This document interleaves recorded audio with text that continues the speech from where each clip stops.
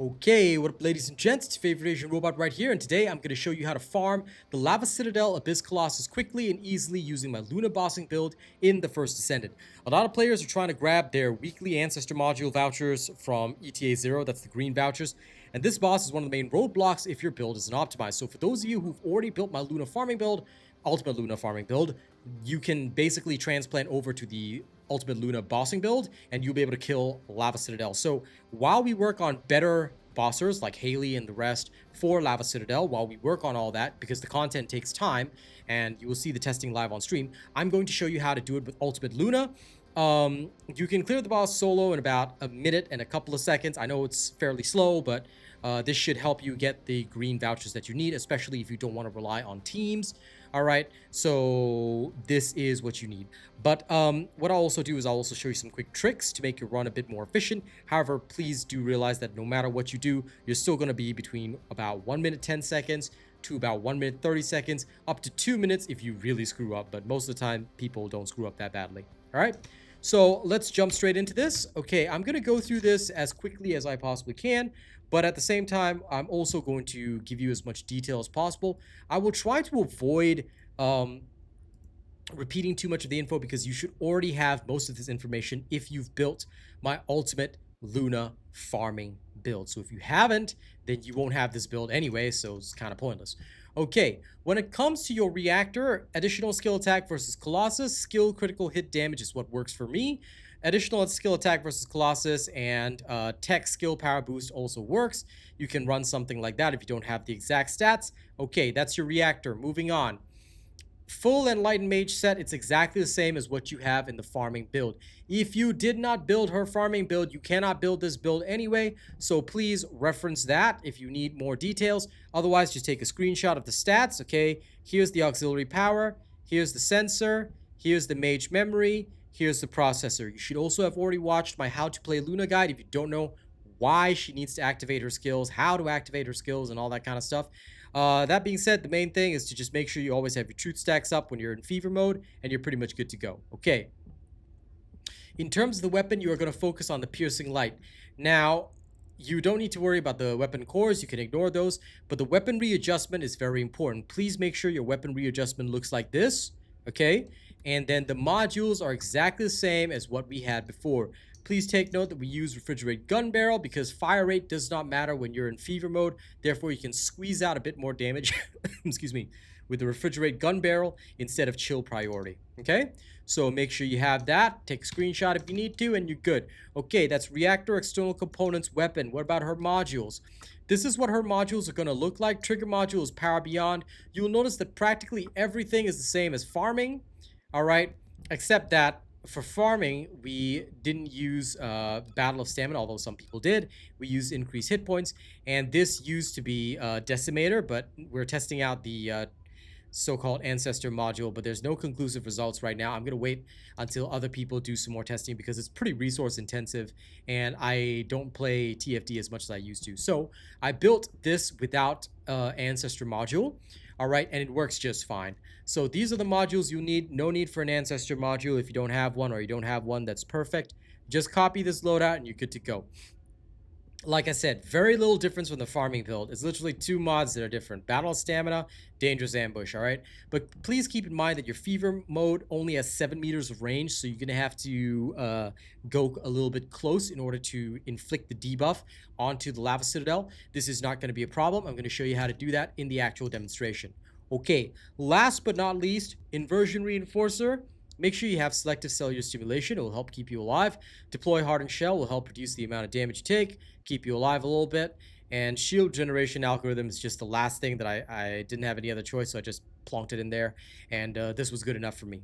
All right, if you guys have a better suggestion for the Inversion Reinforcer, leave it in the comments. Okay, last but not least, Arche-Tuning.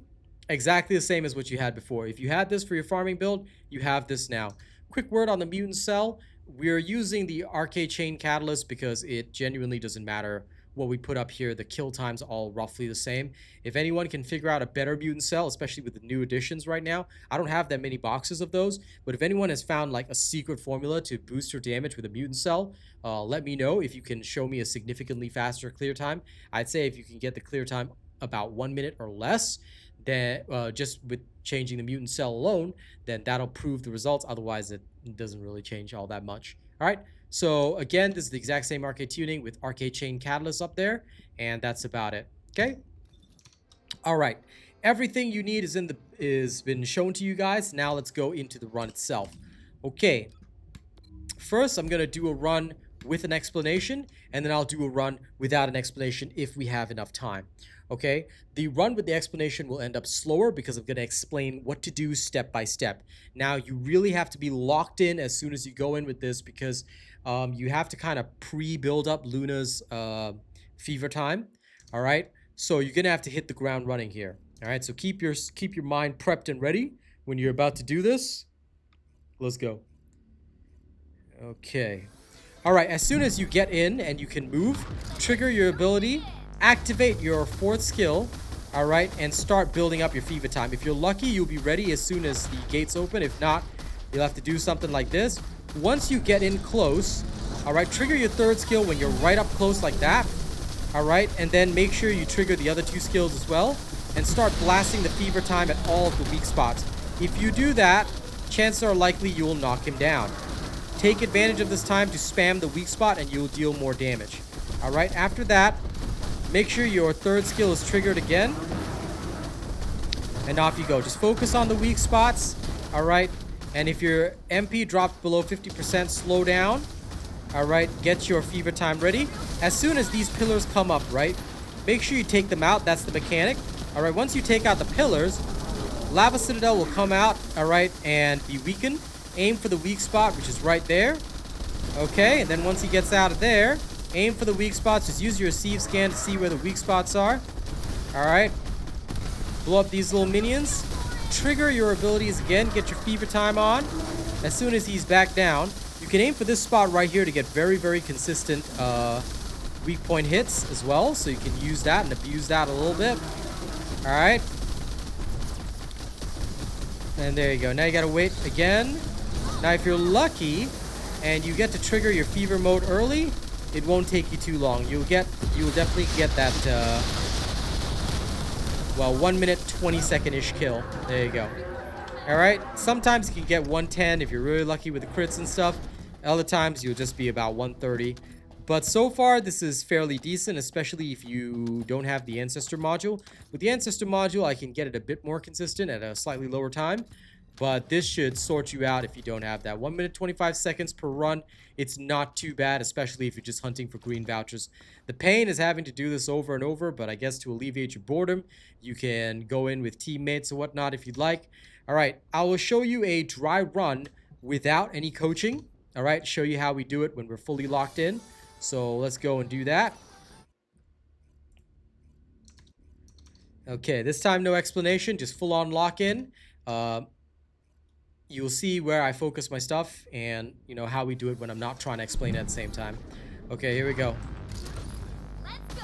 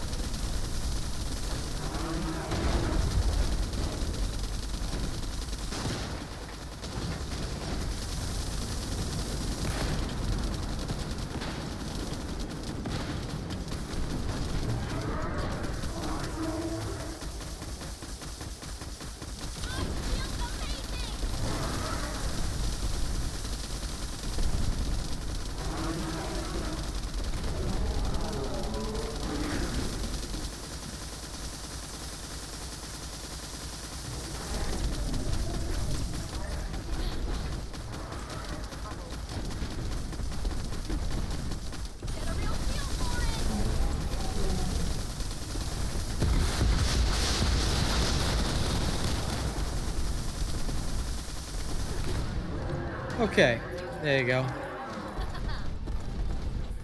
A little bit faster, but like I said, you only get faster when you're lucky.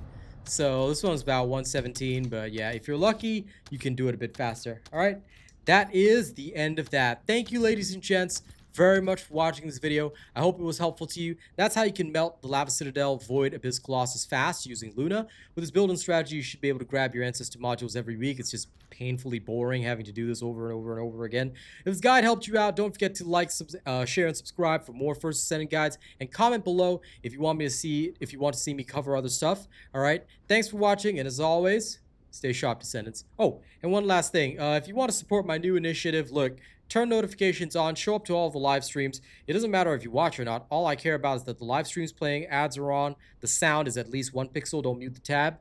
And if you do that, right, not only will you be helping me get paid, but if we ever reach 200 viewers per stream, no matter what I'm streaming, I'll be doing cash giveaways for you guys. So thank you very much if you decide to support me. Peace out, and I'll see you guys soon for a Harris build.